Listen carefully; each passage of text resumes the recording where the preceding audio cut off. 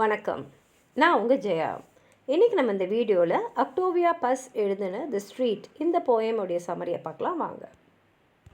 இந்த போயமில் நம்ம ஒரு மனிதரை பார்க்குறோம். அவரோட வாழ்க்கையே ரொம்ப ஒரு மோசமான ஒரு நிலைமையில் இருக்குது. அவர் தனிமையிலே இருக்கார்.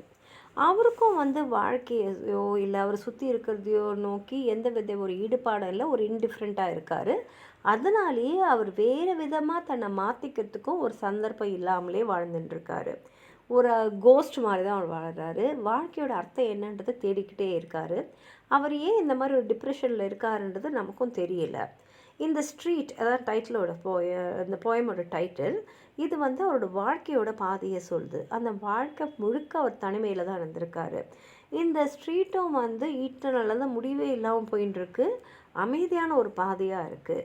இந்த அமைதியே அவரோட மனசில் ஒரு கனமாக அவருக்கு ஒரு அமைதியே இல்லாமல் அவரை வச்சுக்கிட்டே இருக்குது. இந்த உலகம் அவருக்கு இன்னொரு வாழ்க்கையை வாழறதுக்கான ஒரு சந்தர்ப்பத்தை தரல. இவரும் அந்த டெஸ்பிரேஷனோட விளிம்பில் இருக்கார். கொஞ்சம் கொஞ்சமாக இந்த டெஸ்பிரேஷன் அவருக்குள்ளே போய் அவருக்குள்ளே ஒரு வெறுமையை தான் ஏற்படுத்திக்கிட்டே இருக்குது. அவரால் சரியாக மூச்சு கூட விட முடியாத அளவுக்கு திணற மாதிரி தான் ஒரு வாழ்க்கையை அவர் வாழ்ந்துட்டுருக்காரு. அவர் எப்படியாவது வாழ்ந்துடணும் அப்படின்னு இந்த கஷ்டத்துலேயும் அவர் போராடிட்டு தான் இருக்கார். இந்த தனிமை அவரை சுற்றி ஒரு இருளை ஏற்படுத்தி இருக்குது. அது அவருடைய எல்லா நடவடிக்கையும் அதோட கண்ட்ரோலில் கொண்டு வந்துட்டு அவருக்குள்ளே ஒன்று தோணுது, எல்லாத்தையும் முதலேருந்தே ஆரம்பித்தா என்ன அப்படின்னு ஒன்று தோணுது. ஆனால் அவரால் வெறுமா அந்த தனிமையை நோக்கி போய்கிட்டே இருக்கிறத தவிர வேறு எதுவும் செய்ய முடியல. இது ஒரு குருட்டு நடைன்னே சொல்லலாம். இதுலேருந்தே அவருடைய வாழ்க்கை எவ்வளோ ஹாரபிளாக இருக்குதுன்னு நமக்கு புரியுது. ஏன்னா எந்த விதமான கோலுமே அவருக்கு வாழ்க்கையில் இல்லை. அந்த தெருவில் அந்த அமைதியோடு சேர்ந்து அவர் நடந்துக்கிட்டே இருக்கணும். இப்போ ஒரு கோலே இல்லாத வாழ்க்கையை வாழும் போது நம்ம இந்த உலகத்தை எப்படி எக்ஸ்ப்ளோர் பண்ணுவோம், எப்படி உலகத்தை வேறு மாதிரி பார்ப்போம்? அப்போ ஒரு வாழ்க்கையில் அனுபவிக்கிறதெல்லாம் வெறும் கசப்பு தான். அது வருஷம் வருஷம் வருஷம் வருஷம் இப்படியே இருந்து இருந்து இருந்து அவர் ஒரு இயலாத மனிதராக தான் வச்சுக்கிட்டு இருக்கு. அவர் அந்த பாதையில் நடக்கும்போது நிறைய கல் இருக்குது, இலைகள்லாம் காஞ்சி போன இலையெல்லாம் விழுந்திருக்கு. ஆனால் அந்த கல்லும் அந்த இலையும் கூட ஒரு சத்தமே அது அங்கேருந்து வரல. இப்போ யாராவது ஒரு கல்லை மெரிக்கிறாங்க, இல்லை காஞ்ச இலை மேலே காலை வைக்கிறாங்கன்னா அதுலேருந்து சத்தம் வரும். ஆனால் இவரை சுற்றி இருக்கிற அமைதி அந்த கல்லுலேயும் அந்த இலையிலையும் கூட இருக்குது. அங்கேருந்து கூட எந்த வித சத்தமும் இல்லை. இது எப்படி அவர் ஒரு ஒரு க்ளோஸ்ட் வேர்ல்டில் இருக்கார், இந்த சொசைட்டிலேருந்து விலகி இருக்கார், ஏன் இப்படி இருக்காருன்றது நமக்கு புரியலை. அவரும் எப்படின்னா சுற்றி இருக்கிற எதை பற்றியுமே அவர் கவனிக்கல. வெறுமான் தரையில் இருக்கக்கூடிய அந்த கல், அந்த இலை இதை மாத்திரம்தான் பார்த்துக்கிட்டு அவர் போய்கிட்டே இருக்கார தவிர சுற்றி இருக்கக்கூடிய அந்த சூழ்நிலை, அந்த சுற்றுப்புறம் எப்படி இருக்குது இதெல்லாம் அவர் பார்க்காதனால அவர் மனசில் இருக்கக்கூடியதெல்லாம் அந்த வெறுமை தான். அவர் சுற்றி பார்க்காதனால அந்த வாழ்க்கையை அவரால் என்ஜாய் கூட பண்ண முடியல. எதுவுமே அனுபவிக்காமல் தரையில் இருக்கிற அந்த இலையும் அந்த கல்லும் மாத்திரம் இருக்கான்னு பார்த்துட்டு பார்த்துட்டு அவர் நடந்துக்கிட்டே இருக்கார். எல்லாத்த விட்டு ஓடி போயிடணும் அப்படின்னு தோணுது அவருக்கு. ஆனால் அவர் பின்னாடி யாரோ வர மாதிரி இருக்குது.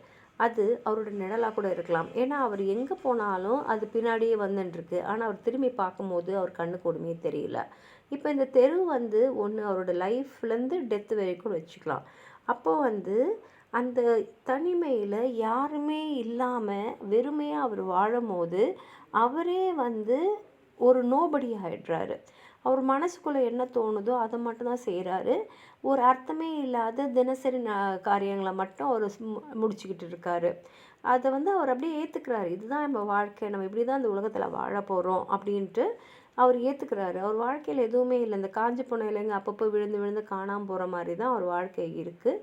இந்த அமைதி மட்டும்தான் ஒரு ஒரு தெருமுனையிலையும் இருக்குது. அவரால் வேறு எதுவுமே செய்ய முடியல.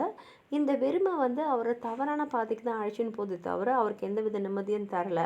அவர் ஒரு சரியான முடிவை எடுத்தால் ஒருவேளை அந்த தனிமையிலேருந்து அவர் வெளியில் வரலாம்.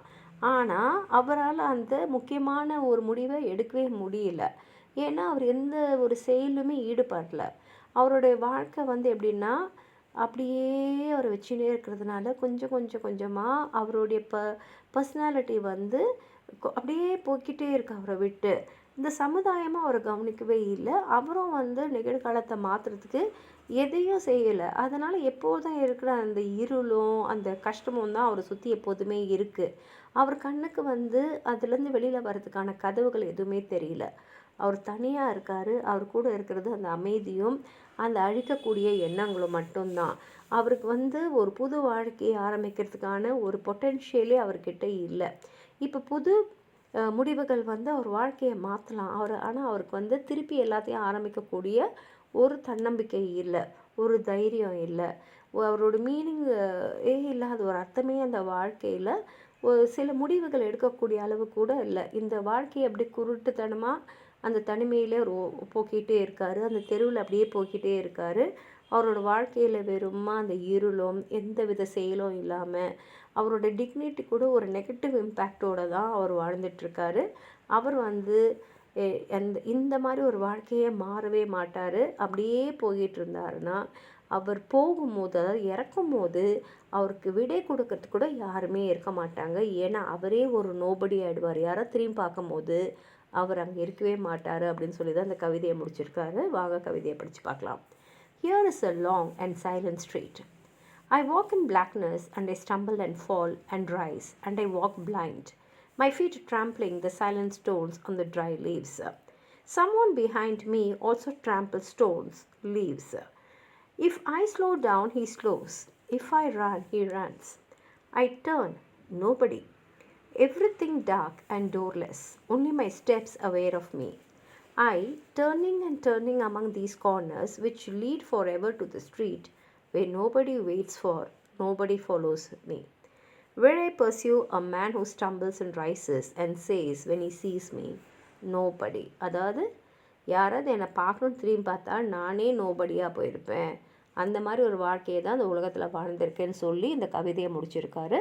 உங்களுக்கு எதாவது சொல்லணும்னு நினச்சிங்கன்னா கீழே இருக்கிற கமெண்ட் பாக்ஸில் எழுதுங்க. இந்த வீடியோவை லைக் பண்ணுங்கள், உங்கள் ஃப்ரெண்ட்ஸோடு ஷேர் பண்ணுங்கள். சப்ஸ்கிரைப் பண்ணாதவங்களாம் ப்ளீஸ் சப்ஸ்கிரைப் பண்ணி சப்போர்ட் பண்ணுங்கள். நன்றி.